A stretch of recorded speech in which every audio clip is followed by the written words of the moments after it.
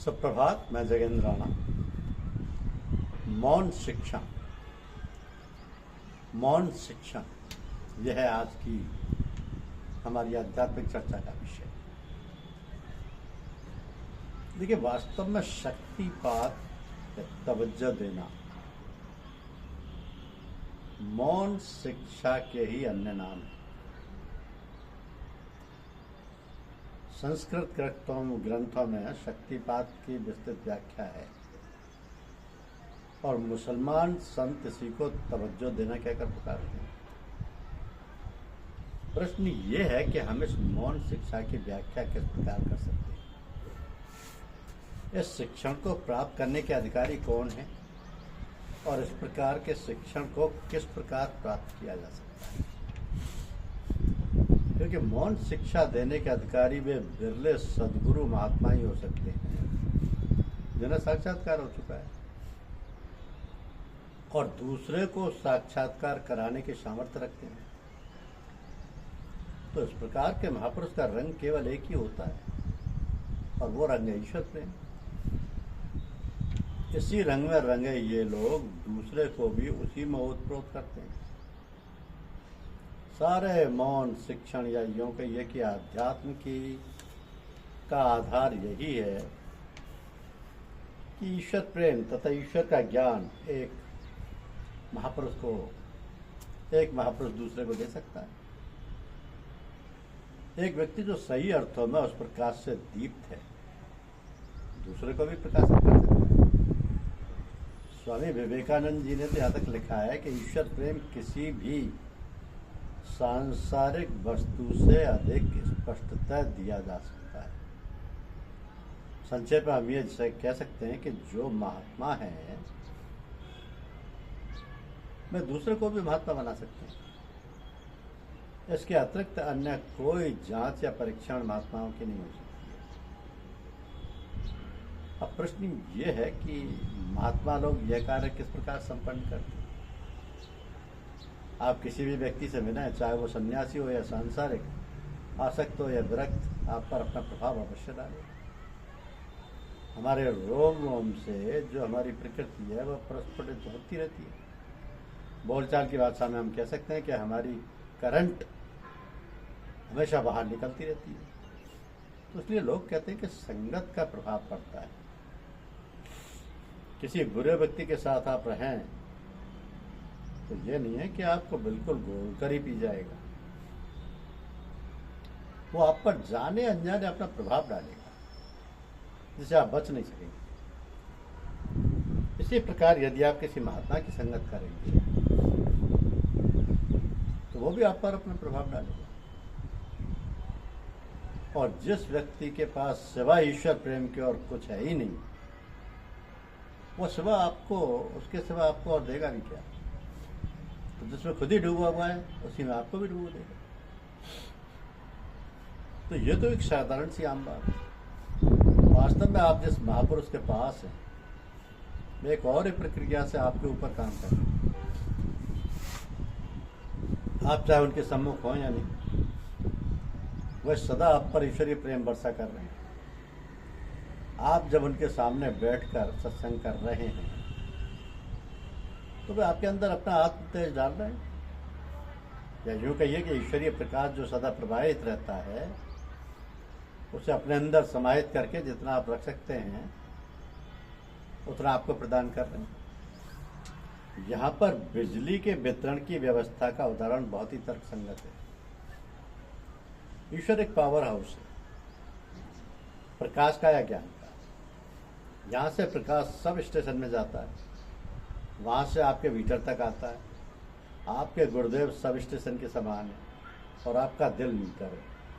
वे सदा आपके दिल को ईश्वरीय प्रकाश से प्रकाशित रखते हैं। उसकी लहर बार बार उसमें डालते रहते हैं जिससे कि वह ईश्वर प्रेम जागृत हो सके। अब कहना ना होगा कि कृपा या शक्तिपात की पहली छाप दिल या मन पर ही पड़ती है, क्योंकि यह प्रथम चरण है। इसी की गहराइयों में जाकर ईश्वर दर्शन होगा। अरविंद आश्रम की माँ का भी कहना है कि हृदय की अनंत गहराई में जाकर ईश्वर प्राप्त हो सकता है। हृदय पर ध्यान करने के महत्व पर अधिक जोर नहीं दिया जा सकता। निम्न दो कथनों पर ही विचार करके देखिए कि the centre for the inner concentration is not in the brains but in the hearts. पहली चीज। दूसरी, concentration in the heart is meditation. It's a call for the divine on the wheel। तो एक और तो विचार व्यक्त किया गया कि आंतरिक चेतना को एकाग्र करने का स्थान मस्तिष्क में न होकर मन में है, हृदय में। दूसरी ओर ये कहा गया है कि हृदय में एकाग्रता करना या ध्यान करना पूजा या ध्यान नहीं है, वह तो ईश्वर या प्रेमी को पुकारना है।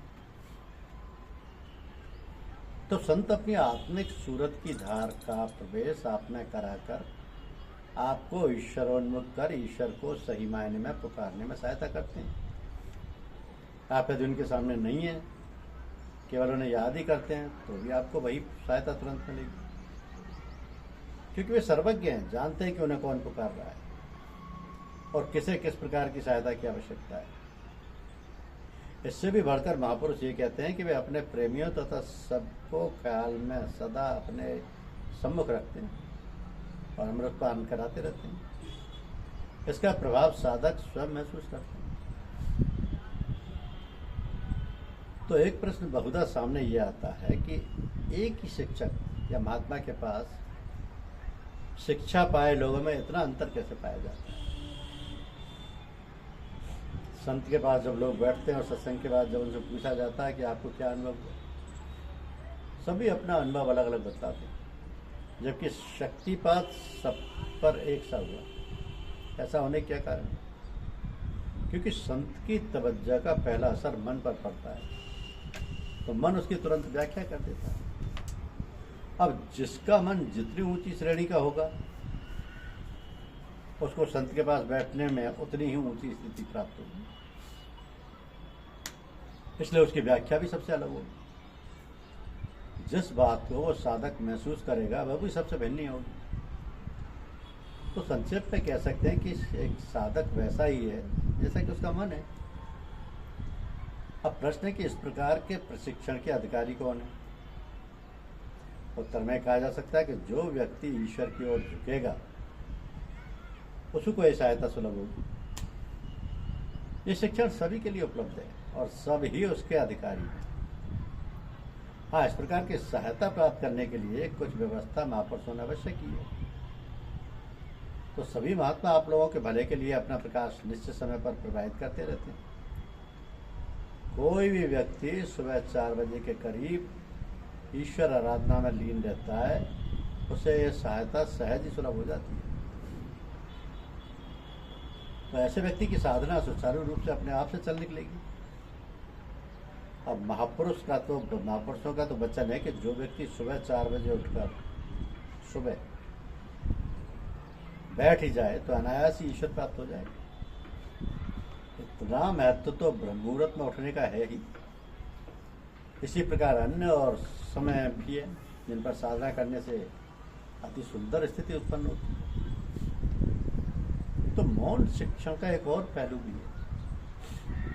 सद्गुरु या महापुरुष कभी अपने जबान से कोई बात कहकर आपको करने के लिए बाध्य नहीं करते। उनका जीवन ही आपको एक सबक या संदेश के रूप में दिखाई देगा। गांधी से पूछा गया कि आपका संदेश क्या है? उत्तर दिया, मेरा जीवन ही मेरा संदेश है। संत महात्माओं का जीवन ही प्रेरणा का उद्गम बन जाता है। आपने जो कुछ पढ़ा है, सुना है ईश्वर के विषय में, उसको उन्होंने जीवन में उतार कर आपके सामने करके दिखा दिया। वे आपसे ये पाबंदी नहीं लगाते कि आप ऐसा कीजिए या ना कीजिए। तो वे अपनी आत्मशक्ति के द्वारा, अपने जीवन के द्वारा आपको सत्य की और अग्रसर होने की प्रेरणा देते हैं।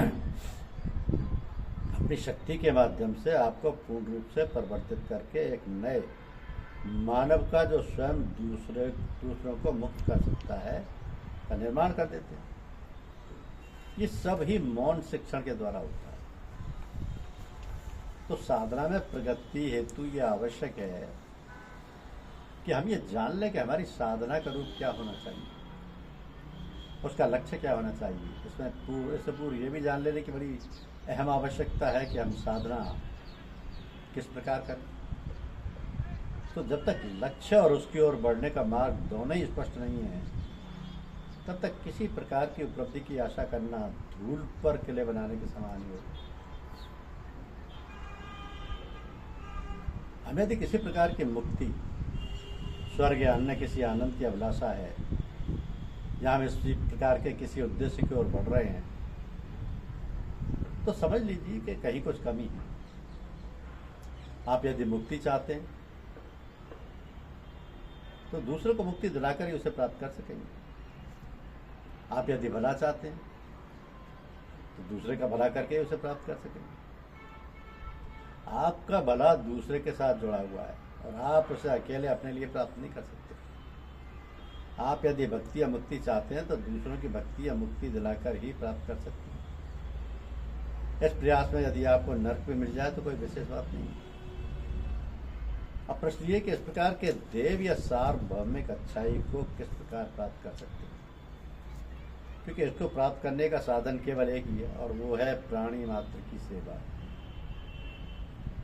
इस जीवित ईश्वर या मनुष्य ईश्वर, लिविंग गॉड या मैन गॉड की सेवा से ही हम ईश्वर की प्राप्ति कर सकते हैं। हर व्यक्ति जो मनुष्यता का आवरण पहने है, सर्वव्यापक और व्यक्तिगत दोनों ही रूप से ईश्वर का प्रतिनिधि है। तो ईश्वर के सर्वव्यापक रूप का अर्थ है ये संसार, और ईश्वर की पूजा करने का अर्थ है संसार की सेवा करना। अब यदि आप किसी प्रकार से सेवा करने की स्थिति में नहीं हैं तो ये कार्य ख्याल से हो सकता है। आप यदि जिस शक्ति का संचार गुरु से शिष्य में और फिर उसके शिष्य में होता है नहीं कर सकते, तो कम से कम अपने अच्छे विचारों को तो दूसरों में प्रवेश कर सकते हैं। आप बैठे बैठे यही ख्याल करते रह सकते हैं कि आपके विचार कंपन सारी सृष्टि में फैल रहे हैं, थॉट वाइब्रेशंस, और उनमें सब में ही प्रभावित हो रहे हैं। आप निस्वार्थ होकर इस प्रकार के प्रेम का संचार करते रहेंगे तो अन्य लोग भी धीरे धीरे एक दूसरे को प्रेम करने लग जाएंगे। जैसे वो लोग ये समझ पाएंगे कि हमारा भला दूसरों के भले में निहित है, वैसे वे ईर्ष्या को छोड़ बैठेंगे। आप यदि अपनी साधना और पूजा को इस दिशा में मोड़ लेंगे तो उसका फल आपको तुरंत स्पष्टता समझ में आ जाएगा। अब साधना का ये उपरोक्त सिद्धांत साधारणभूत सत्य पर आश्रित है कि विस्तार ही जीवन है और संकोचन ही मृत्यु है। All expansion is life, all contraction is death. तो प्रेम वास्तव में अपने को विस्तार करना ही है, अपने से बाहर निकलना ही है। सब प्रकार का संकुचन स्वार्थ है, मृत्यु है। इसलिए जीवन का एकमात्र नियम है प्रेम। जो प्रेम कर रहा है वो जीवित है और जो स्वार्थी है वो मर रहा है। अपने अच्छे विचारों को दूसरे में प्रवेश करते करते आप उसी प्रेम में खो जाएंगे और अपनी संकीर्ण तथा संकुचित मुक्ति की कामना को छोड़कर एक असीम और सार्वभौमिक सत्य का भास आपको हो जाएगा। तो आप आत्मवत् सर्वभूतेषु यानी looking upon all beings as your own self के आदर्श को अपने जीवन में चरितार्थ कर सकेंगे। तो इस अपने को विस्तार करने तथा अपने विचार कंपनों की प्रसारित करने की प्रक्रिया का लाभ आपको तुरंत महसूस होगा। जिस व्यक्ति से इतना अधिक प्रेम का प्रसार हो रहा है वह प्रेम में हो जाएगा। जिससे इतना प्रेम प्रस्फुटित होगा वह स्वयं कितना पवित्र हो सकेगा और कितना प्रेम उसके जीवन में होगा, इसका अनुमान आप सहज ही लगा सकते हैं। तो सारांश ये है कि ईश्वर प्राप्ति का मार्ग दूसरों को उसकी प्राप्ति में सहायता करने में, या यूँ कहिए कि अपने को विस्तार करने में। जिस असीम में आप लय हो जाना चाहते हैं तो क्या ये आपके बिना असीम हुए संभव है? हर एक कार्य जो दूसरों में दैवीय उद्घाटन होने में सहायता करता है अच्छा कार्य है, और हर कार्य जो इस गति को रोकता है दुष्टता का कार्य है। तो इसी दिशा में कार्यरत होकर ही हम अपना सही कल्याण कर सकते हैं, क्योंकि पवित्रता का मार्ग कर्म के संसार में होकर गुजरता है। इन अवर era the road to holiness necessarily passes through the word of action. धन्यवाद.